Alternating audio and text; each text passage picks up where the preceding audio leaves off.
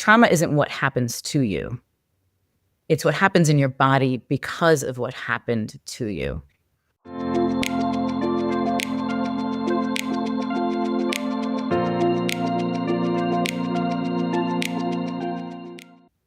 Welcome back to the show.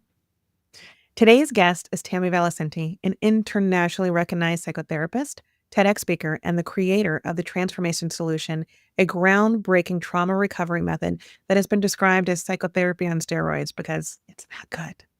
With over 25 years of experience, Tammy combines EMDR, internal family systems, or IFS, and other cutting-edge approaches to help people move from pain to peace faster than they ever thought possible. She's here today to talk to us about how we can reconnect with our bodies, redefine success from the inside out, and how to heal in safe and soulful spaces. This is a conversation you do not want to miss. So let's dive in. Tammy, it's so great to have you here. I have to say that I have been following your work for a while now.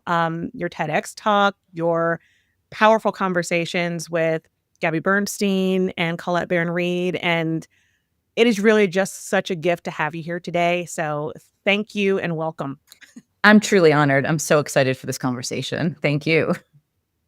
Before we get into your method and all the incredible work that you are doing, can you take us back a bit and tell us what drew you personally to trauma healing and just what keeps you so passionate about your work?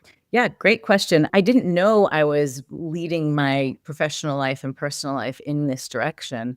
I am a trauma survivor myself. I was raised by an alcoholic, also a survivor of trauma. My father was in the Vietnam War and is also a survivor of childhood trauma before that. So I was really steeped in it probably before birth. And I was called from a very young age to be a therapist. I wanted to be a child therapist, and I didn't know why. I didn't know where it was going to lead me. But after graduate school, I wanted to be working with women with women's issues. So I ended up working at a rape trauma program where I was trained almost 30 years ago in EMDR, which was really a technique back then, which is a full-blown therapy now. So it's been a thread that's pulled me, and it's something I didn't even know was happening. And now looking back, it's so clear. And I like that you said that, and because I think this is an important part where you said that you were pretty steeped into it even before birth. Mm-hmm. And this is something that you talk about where the body holds on to trauma. Mm-hmm. Can you talk a little bit more about that? Because I think that's something that a lot of people just don't even realize. Yeah. So trauma's stored in the body. You might think about what happened to you, but the reactions and the sensations and the emotions are all happening on a physical level. And until that is processed through and connected to other experiences, it stays alive in the body. Like, for example, when I was working with a Vietnam vet, he said the last time I was in Vietnam was last night. I work with a rape survivor. The last time that she was assaulted was last night. In those nightmares and in those dreams, it's still happening to their bodies. And I would take it, as you alluded to, steps further back even. I mentioned my father is a trauma survivor. So it's not just that he had PTSD while he was raising me in that home I grew up in, but it's also the genetic material that gets passed down.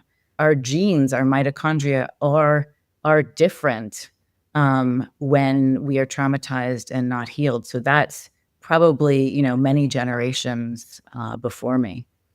Mm-hmm. Another thing that at least when talking with myself, honestly, and even people close to me, it seems like trauma often goes unrecognized. Like we don't even realize that we have experienced trauma until either much later on in life, or we are having difficulties in some area of our life, and we, either go to therapy, and then we have to realize, oh, this may have been trauma that I'm dealing with that I didn't even realize at the time. I was just maybe survival mode, or maybe you don't think about it, or you try to suppress it and you think that you've dealt with it. Mm-hmm. And so we don't even realize that we have trauma. So can you talk a little bit about how trauma quietly shapes our identity, our choices, our physical health, Mm-hmm. all of those things? Yeah. Great question. There's so much there to say.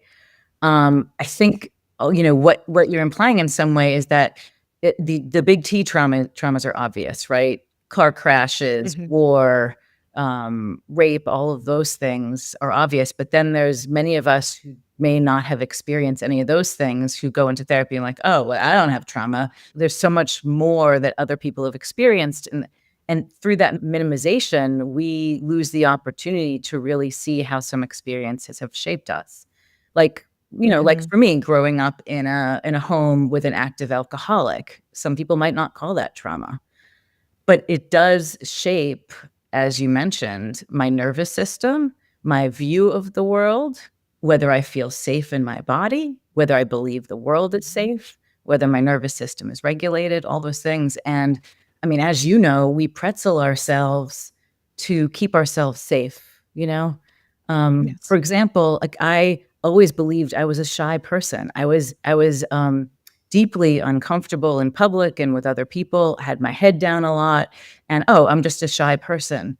No, that was a way of protection. I became Mm. very still and kind of, closed in on myself as a way of protection. I'm not shy. He's Right. probably experiencing that.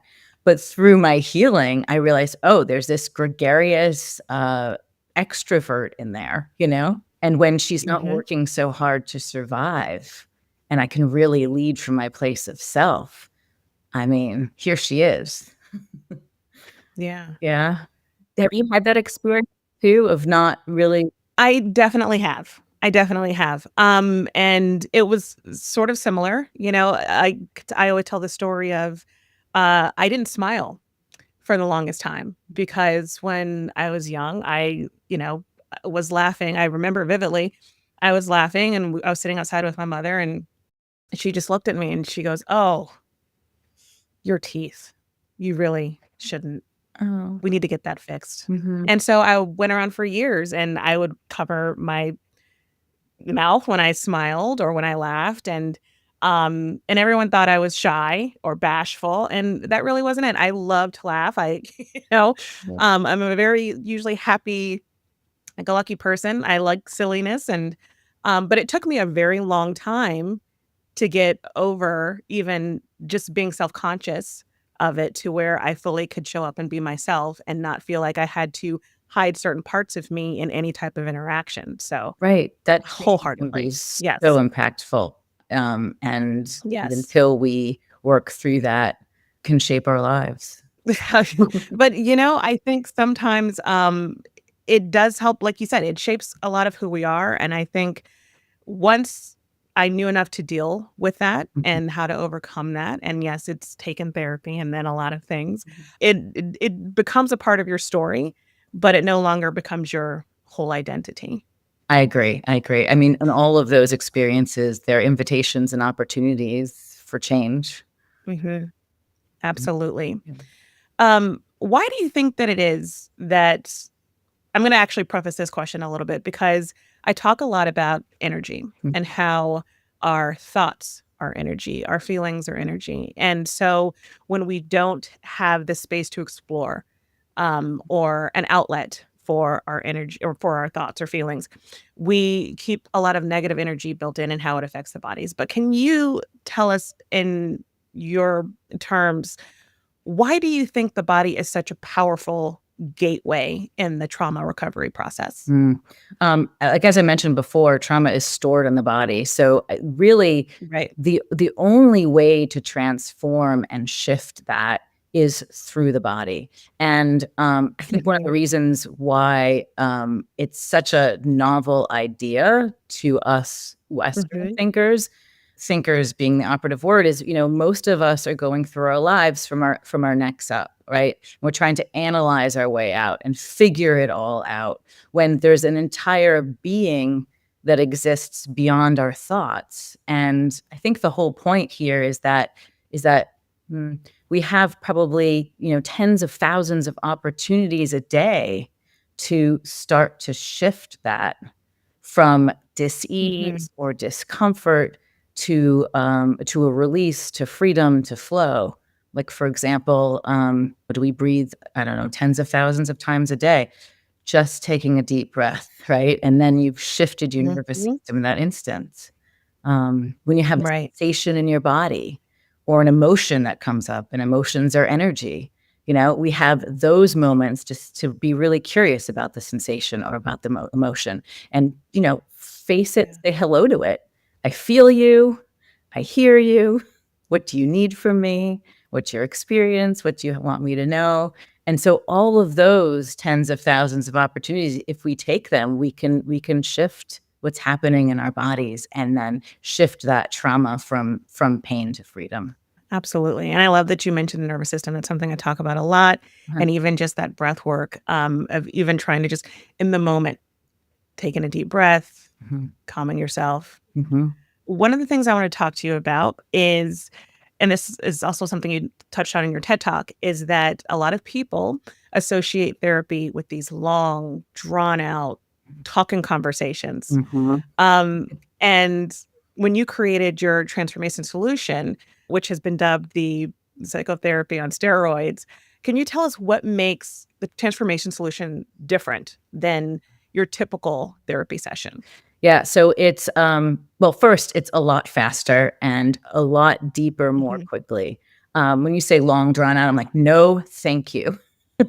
I don't want people seeing me for months and years and this dependency. I'm just not interested, and, it really came from me not being interested in doing that myself. I was in Mhm. in my own therapy talking about it and I understand it and so frustrated that nothing was shifting. So, through Mhm. really learning the EMDR protocol, like I said, decades ago, and then kind of zhuzhing it up myself with some parts work, which is now called IFS, it's really fast and transformative. So the Mhm. way I see it is I'm simply the guide. I'm your guide back to your body. I'm your guide back home. Everything you need is inside of you. And I know I'm preaching to the choir. I know you know this. I know you do this work in ways as well. And so the session looks different and it feels different. I really want to spend very minimal time on background information and then I want to get right to it. Mhm. Where's the invitation? What is so bothersome to you that you want to transform it? And what does it look like when we're done? I want our eye on the prize and I want to get down to it and shift it as soon as possible. So, 1 to 3 sessions, 3 max, you're really going to feel a difference and a shift. I just ended with someone today. I think we did 4, maybe 5 sessions, and she's in flow. She's feeling really great. So that's my goal, to get you back out there and feeling good. So amazing. That's so amazing. And to me, I think that's so incredible. I think it's groundbreaking. I've heard so many people where they're like, it takes a lot of courage, one, for a lot of people to go to therapy. And then when they get into therapy, I just feel like we're sitting there talking, like nothing's really happening. I don't feel anything. And so Mhm. I think that this is just a game changer. And I absolutely love that about your transformation solution. Mhm. For those who are unfamiliar, Mhm. with EMDR and IFS, can you explain a little bit about, or just break them down, about how those work together to address trauma? Excellent. So, EMDR stands for eye movement desensitization and reprocessing. I just had someone the other day ask me if we were doing it because we weren't doing eye movements. And in fact, most of the time we don't use eye movements anymore. So, what Dr. Francine Shapiro discovered over 30 years ago is that when she moved her eyes back and forth and thought about something disturbing, it became less disturbing. So, she got curious about it Mm, and developed EMDR protocol out of that. Since then, they later discovered, and we now know, it's any bilateral stimulation. So, tones in your ears back and forth, or music in your ears back and forth, tapping back and forth, vibration. You get the idea. It just has to be bilateral, mhm, one side of the body to the other. So basically, EMDR is thinking about something that's disturbing or feeling something that's disturbing and integrating the bilateral stimulation with it. Now, there's a lot more to it, but that's kind of the basic gist. And what it does is mhm, it really allows you to energetically let some of that stored energy out from trauma. But mhm, also with the bilateral stimulation, you're connecting different hemispheres of the brain and different memories that were not accessible at the time because trauma is not stored like typical memory. It's not connected to other neural pathways. And through the bilateral mhm. stimulation, connecting it to other neural pathways, you then ground it. And then you have access to other things like agency, safety, the things that weren't available to you when that trauma happened. And then Yeah. IFS, internal family systems therapy, developed by Dick Schwartz a few years back. And he was working with folks with eating disorders, and he was a family systems therapist. And he was frustrated by the lack of progress as well. But he noticed that in his patients, they were saying, well, I binged last night, but a part of me didn't want to binge, or a part of me was watching that. He got curious about that Mhm. and kind of flipped it internal. And he really sees humans as a whole, like a lot of different parts. A lot of times he'll begin his trainings by asking how many of us have multiple personality disorder. I now know to raise my hand and say, yes, I have lots of parts. But the real gist of it is that we have a core self that we were born with. It's real spirit, divine, aligned, God, call it what you will, in your language and your beliefs. And that life happens to us and kind of piles on different experiences, different things that we start to understand, maybe I shouldn't smile, those sorts of things. Mhm. And right. And then by working with these various parts and healing them, they step back a little bit and allow more self energy to come out. And that's when we are in flow and in peace and in ease. I think that it is just very powerful. For those who are listening who are may not aware, would you be open to sharing a story, without breaching confidentiality, of course, Yep. of someone who experienced a significant shift in a short time using this approach, just so they can understand? Yeah, absolutely. I think I might share this a little bit on my TED Talk, and this is one that really struck me, and I learned so much about the process even further. And I want to highlight it because it really shows how not only we relieve the symptoms of trauma, but we also change the memory. I really wanted to call the TED Talk Time Travel and Trauma Recovery. But, today Mm, wouldn't have wouldn't have that. It's really like a sense of going back in time and transforming in a way that that trauma didn't happen and it happened in a different way. So, for example, I worked with a woman who had been assaulted, many years prior. And when we focused on that trauma with EMDR, she at one point went back to the apartment where it happened, and she said to me, "I just pushed him off. That's not how the story really went." mhm, But in this session, she said, "I pushed him off of me and I ran out of the apartment." Her memory is that this assault really did happen, but with the redoing, with the processing, what remains in her nervous system is not that at all. What remains in her nervous system is she pushed him off and got out of that apartment.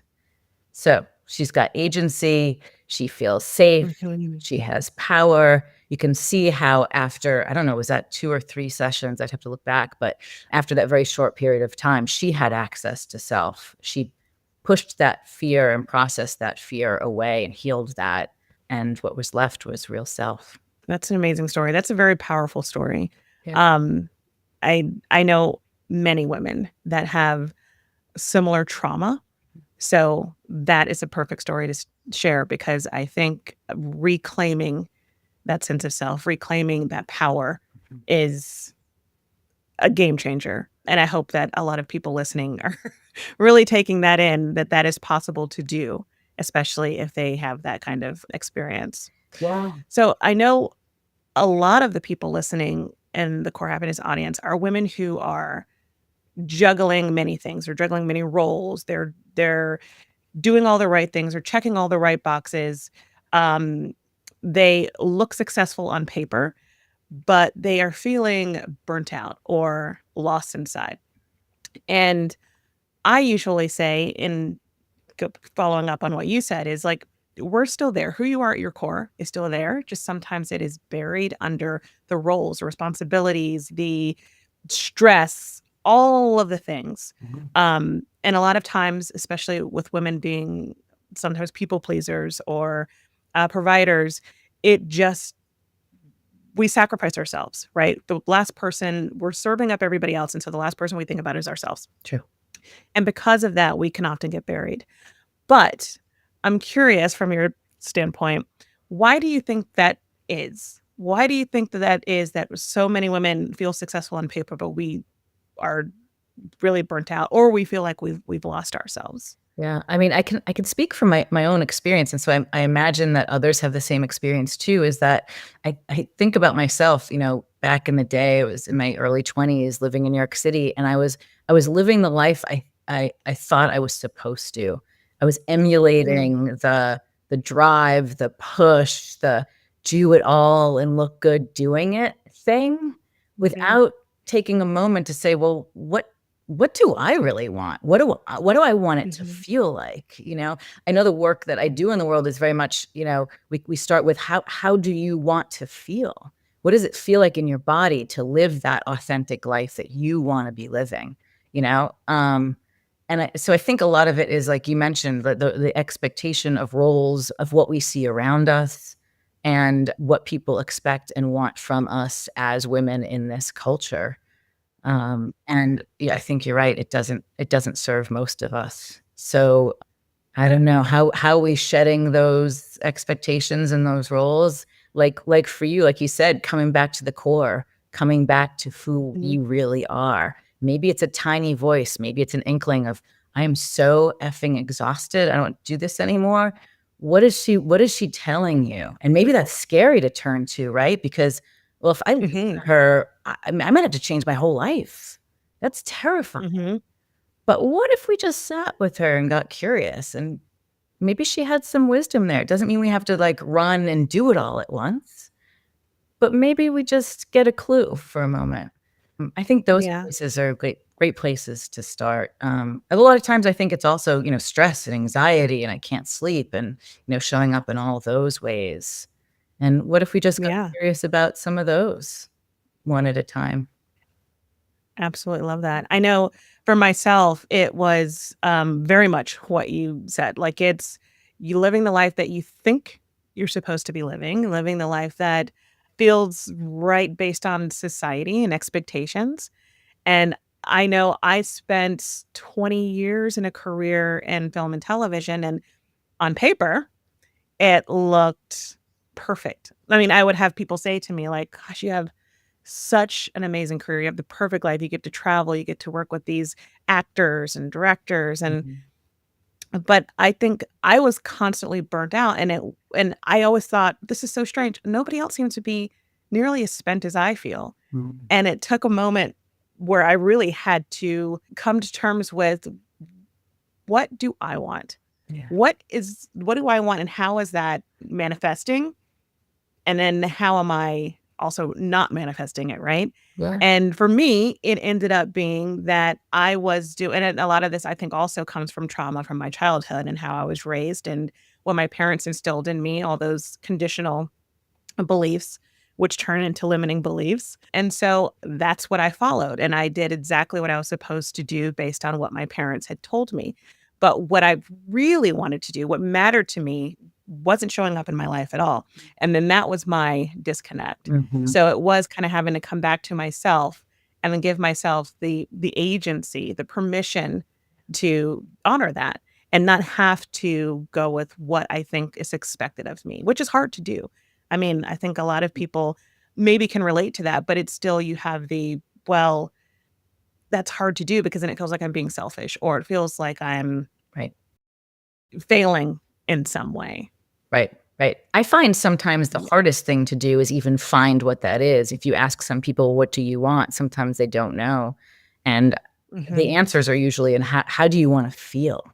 And I think sometimes that's easier to say, "I wanna feel this," instead of how I'm Yeah. feeling there, and then kinda literally feel your way into then what does that look like? What would you be doing in your life that would create that feeling inside of you, you know?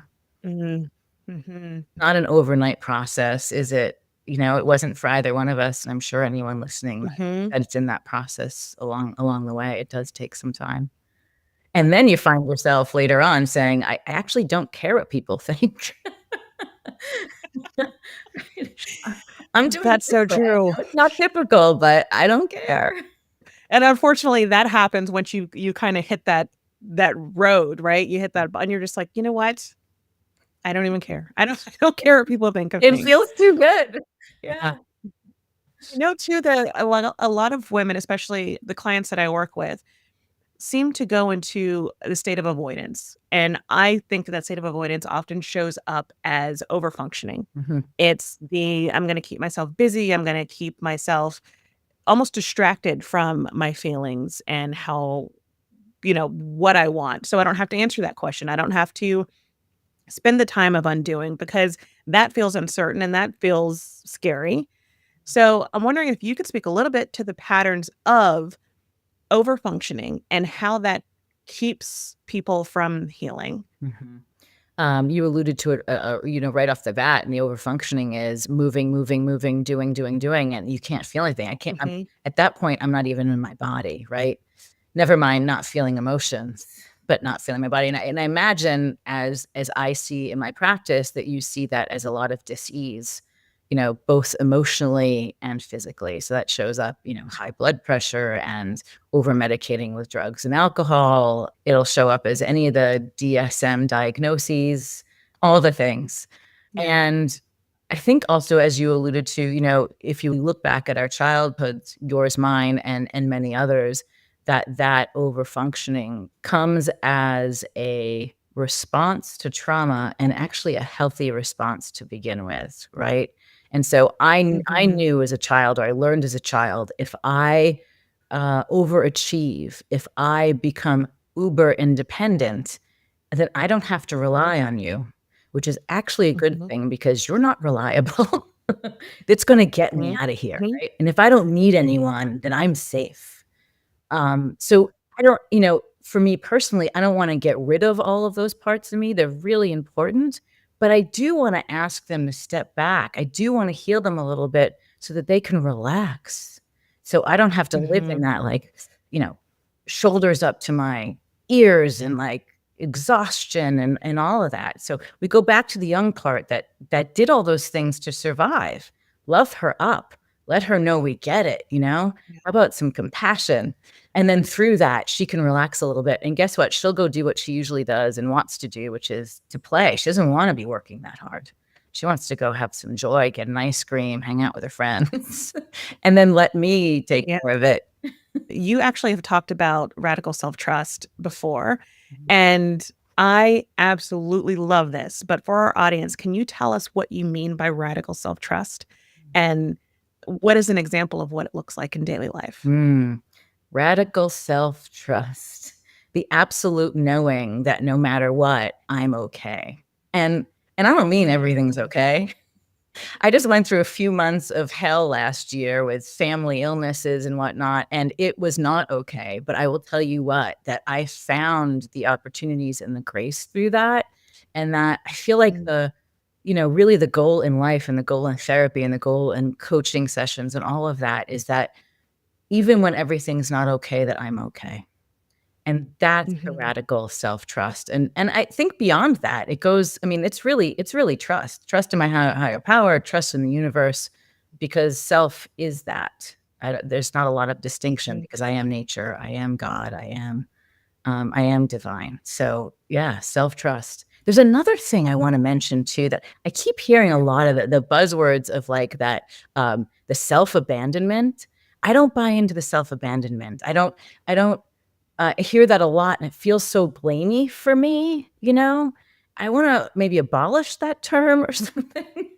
I'm not mhm, sure what I wanna do mhm, with that term, but I really see it as in those moments where people are labeling that self-abandonment, those are really moments when we are in survival mode, and there's a part of it mhm, of us that's working really hard to take care of ourselves. Maybe it's something that came out of childhood, usually, that's not working so great in the present, but let's applaud ourselves for working hard, not blame ourselves for abandoning? And I think that's mhm. to self-trust.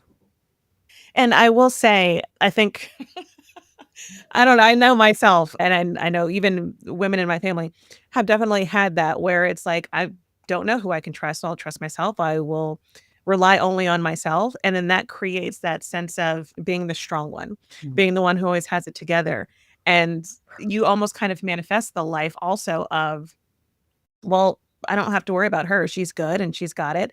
But I think a lot of the radical self-trust, like you're saying, is when you have that comfort and you have that trust and you know that you are divine, you are an extension of the universe, you are an extension of the energies that we're all connected in a way. Like, I think that also allows you to sort of put down the shield sometimes Yeah. and to know when it's okay to be vulnerable. Yes, you can be strong. Yes, you can hold it all together and you know that you've got your back, but it's also okay Mhm. to undo some of that conditioning and to say, you know what? Yes, I've got my back, but I also need support right now, or things are not okay. And that's okay because I know I can reach out to whoever and have support. Like I think that's part of it too, is knowing when you do need that extra support and being okay with reaching out. Cause I think a Yeah. lot of times it's I have to be strong. Mhm. Nobody expects me to reach out to them, or people are always reaching out to me as the strong one. So I can't then reach out to them.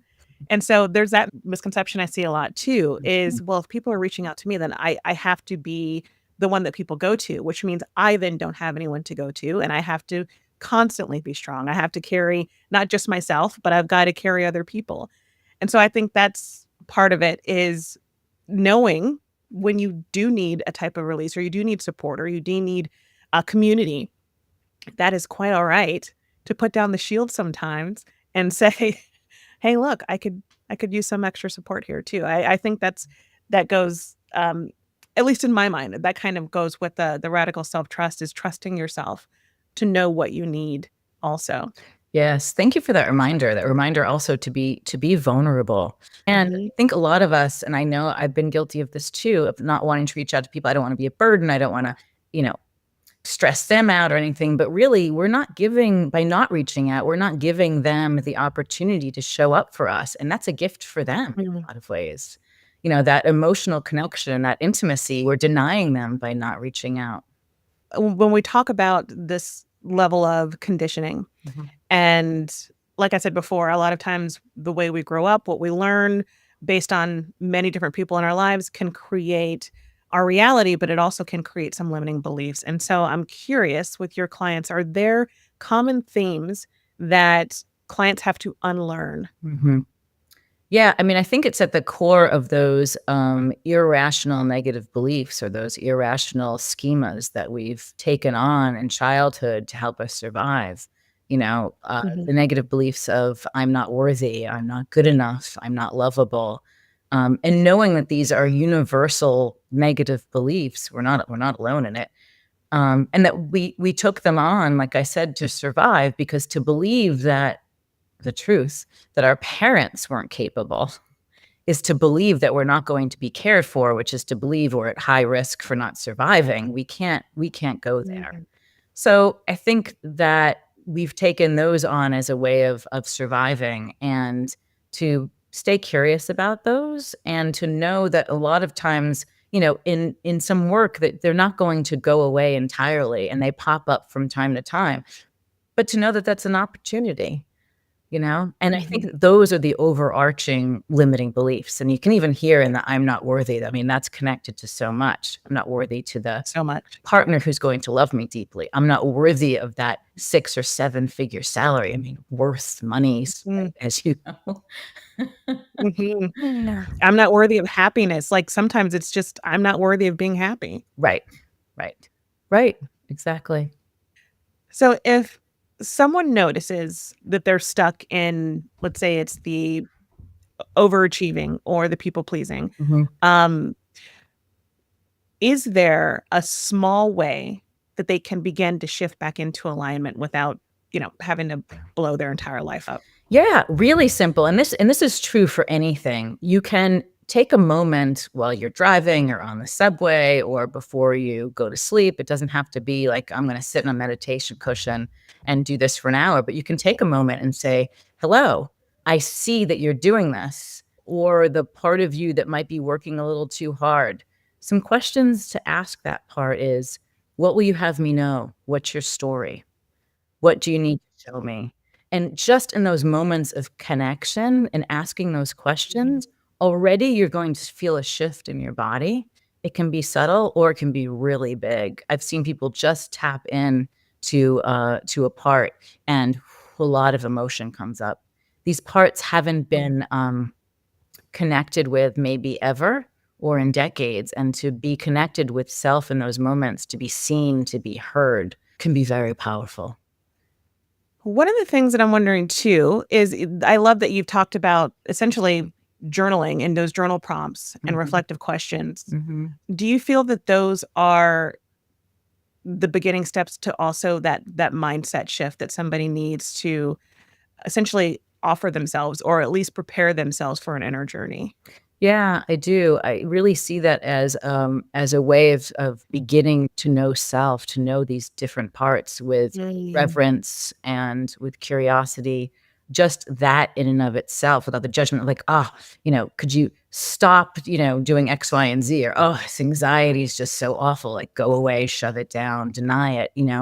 If we took a breath and then spoke to these parts with these simple questions, we're really allowing the beginnings of self-love to show up, and that Mhm. changes everything. Yeah. Ultimately, the question we wanna get to after we've really sat with these parts and listened and been the container for change is, "What do you need from me?" And if Mhm. you wait for the answer, you may be surprised sometimes at what shows up. It may not be anything you'd thought of before. Yeah. Mhm. But it'll I be love that. exactly what the part needs and what your system needs. Yeah. And I think sometimes community, and this is something I stress with my clients a lot, is that community can be very healing Mhm. also. Mhm. There used to be a saying where it's, your closest circle can sometimes reflect back to you who you are. Mhm. And when people are feeling lost or they're feeling unsure or uncertain, I think there is um, some strength in community. Yes. That actually leads me to you lead these retreats that are known to be very transformative, Mm. beyond inspirational. But can you talk a little bit about how doing this work in a group of women can be powerful? Yeah, yeah. I think number one, just being the container and holding that space for people is transformative first and foremost. Taking Mhm. space out of your, Mhm. go, go, go days can be transformative just in and of itself. I do co-lead my retreats with Ilana Siegel, who does some really deep inquiry movement, which is incredible. um, Doing some of these sessions with the transformation solution and teaching the modality in dyads of women who come, and you'll be the facilitator and the receiver of the work, which is deeply transformative. I also do individual sessions with them, and then there's a lot of movement, really incredible nourishment with a private chef, and plenty of time for reflection, massage, sound bath, and other energy healings. It is I always leave these weekends so filled up. I like that you said like the sound bath and all of that. All of this is very healing. Can you talk a little bit about the role that the nervous system plays in healing trauma and how the retreats help regulate and reset the nervous system? Yeah, great one. In a way, it's not just like you said, it's not just a timeout, it's not just an inspirational time, but it's actually working on a cellular neurological system level. And Mhm. when it comes to nervous system regulation, those tools are really helpful. And you can take all of those tools out of the retreat with you. And what's underneath all of the things that you're trying to work through and regulate is being healed as well. So it's kind of it's a yes and. So the tools to regulate, and instead of just using the tools in your toolbox all the time, transforming, shifting, and healing what's underneath that need to regulate. That's beautiful. Mhm. I think having that sacred space is incredibly important. And I like you said that it is more of a cellular level. Mhm. And I don't think a lot of people think about it in that way. If somebody's listening and they're like, that sounds amazing, but I just am not ready for a retreat or I'm not comfortable with groups or whatever their limitations Mhm. are there ways to create a sense of nervous system safety, or a sacred space within the daily life? Like, do you have any suggestions? Oh, so many. And of course, only do what speaks to you. It's a walk in the woods. As we mentioned at the beginning of this talk, taking one deep breath. It can be like Mhm. what I do in the car sometimes, checking in with some parts and being curious and having those conversations. Cold plunging, massage. Um, Mhm. what's interesting too? The co-regulation. I think we mentioned this maybe before we got on air today, but I saw a moment of this experience so clearly when my daughter had to have surgery for something, and we were in the pre-op room together, and she's hooked up to the monitors and everything. I can see her heart rate is going a mile a minute, and so I sat next to Mhm. her, facing her. I put my hand on her leg, and I could see her heart rate go down a little bit. And then I asked her to put her hand on my heart, and I put my hand on her heart, and we looked into each other's eyes, right down to a normal heart rate. So I can't stress the co-regulation anymore. I mean, that happens on retreat for sure. That's happening in our Mhm. conversation. That's happening with my kitty on my lap. So a connection with someone you deeply love or who is listening intensely or really understands and can hear you also regulates your nervous system. Sex, a long hug. They're all very nervous system regulating. So if you can infuse your days with those things that really allow you to take that breath, you'll feel better. I love that everything you said are very practical things. A lot of times what I hear or the pushback that I'll hear is just, "I don't have time. I don't have time in the day Yeah. to carve out any type of sacred space, let alone time for myself." And but those are all very actionable. Like, even if it's I always say this, even if it's 10 minutes during a lunch break to go walk outside in nature, like Mhm. something. It doesn't have to be long, but it's just a small amount of time that you can call sacred time just to reset the nervous system, take some deep breaths. Mhm. It's all you need sometimes. It doesn't have to be this full, drawn out 1 hour meditation. No, it does not. We do not have to be super meditators or anything. It could just take a minute in between sessions. Sometimes I'll close my eyes literally for 30 seconds. It's a beautiful reset. I Yeah. feel like intentionality has a lot to do with it as well. That intention Mhm. to care for self, that changes it. Yeah. Is there a common misconception about trauma healing that you wish everyone understood? I don't know if it's a misconception or not, but I think a lot of people will say, I don't have trauma. I wasn't traumatized, that it has to be a big T trauma. And maybe that is a misconception. I think maybe that is. That just living in the culture we're living in shifts and changes our nervous systems in ways that looks like trauma. And so I wanna say, even if you haven't dealt with or survived a big T trauma, that perhaps what you're struggling with, panic attacks or overachieving or something, perhaps that has roots in something that you don't see as trauma. And I think I implore you not to minimize anything that's happened to you or any of your experiences because someone else has experienced something that seems to be more traumatic or more difficult. We all have our stories, and if we minimize those in ourselves, we lose the opportunity to heal it. Own it and heal it. And if you're not sure how, like you said, connect and ask for help. Mhm. I love that you brought up little T traumas because Mhm. I think that is a big misconception, is that if it's not a big T trauma, then it's not trauma.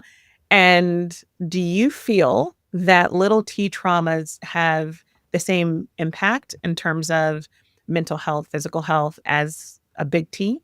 Absolutely, 100%, because trauma is not what happened to you. It's what happens in your body because of what happened to you. So, I just wanna say that one more time. Trauma isn't what happens to you. It's what happens in your body because of what happened to you.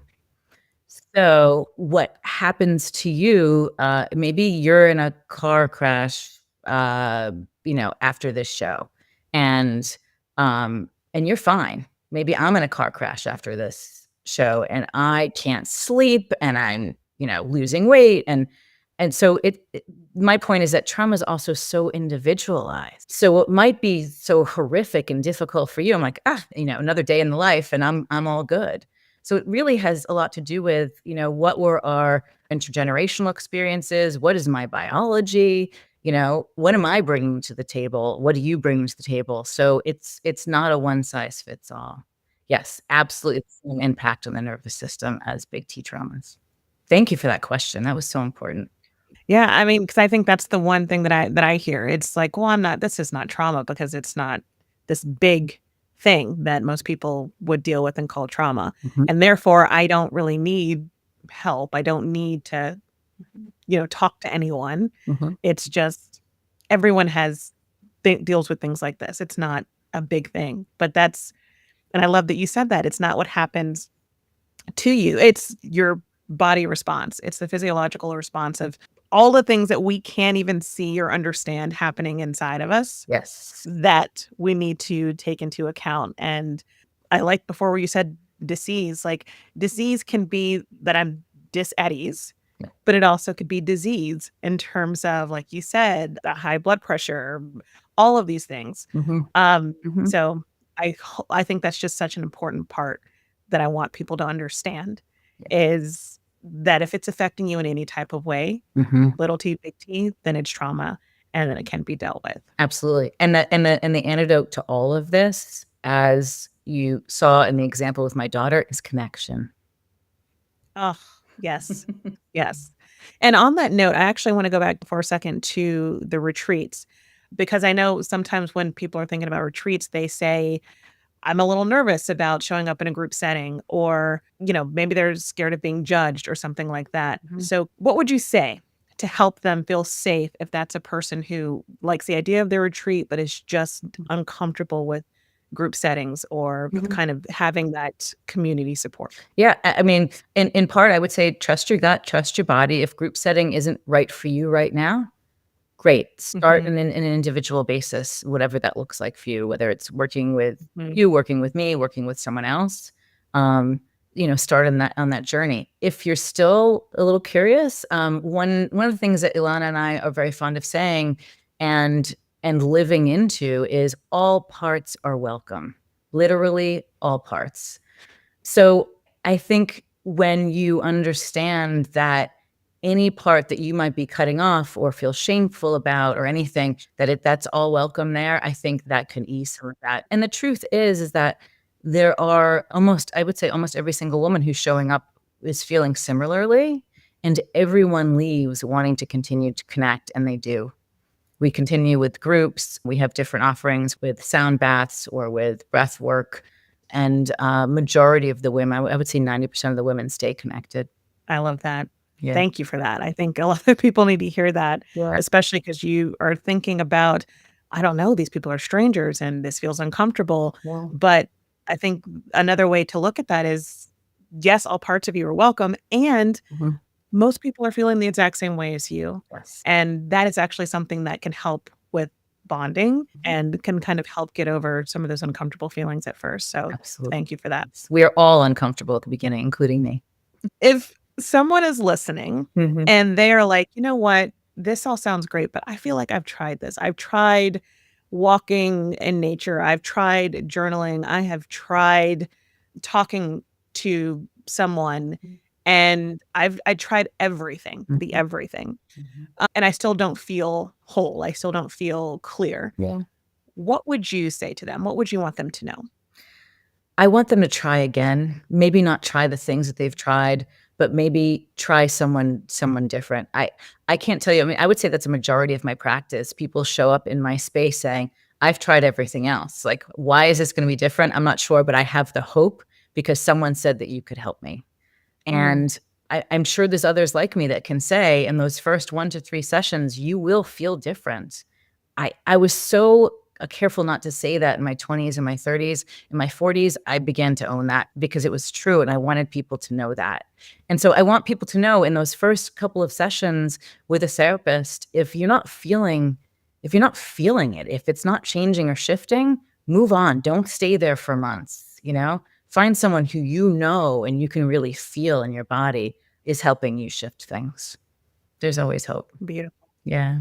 Well, Tammy, your work is clearly making such a deep impact, and we will certainly be sharing links to all of your socials, your website, the TED Talk. But is there anything that you want to leave with listeners as we wrap up? Anything you would like to share or anything upcoming? Well, we do have a retreat coming up November 9th to 11th in the Northeast, just I think about 2 hours north of the city. But more importantly, I do want to come back to this real core belief that you and I talked about in the beginning, and that is you have everything you need inside of you. And if you don't believe that now, if you step onto the path, at some point you will see that. Just keep following the light. Beautiful. Thank you. Tammy, thank you so much. Again, such a gift to have you here. And I am so, so, so honored that you took the time. I am honored. Thank you for this conversation. It was so enjoyable.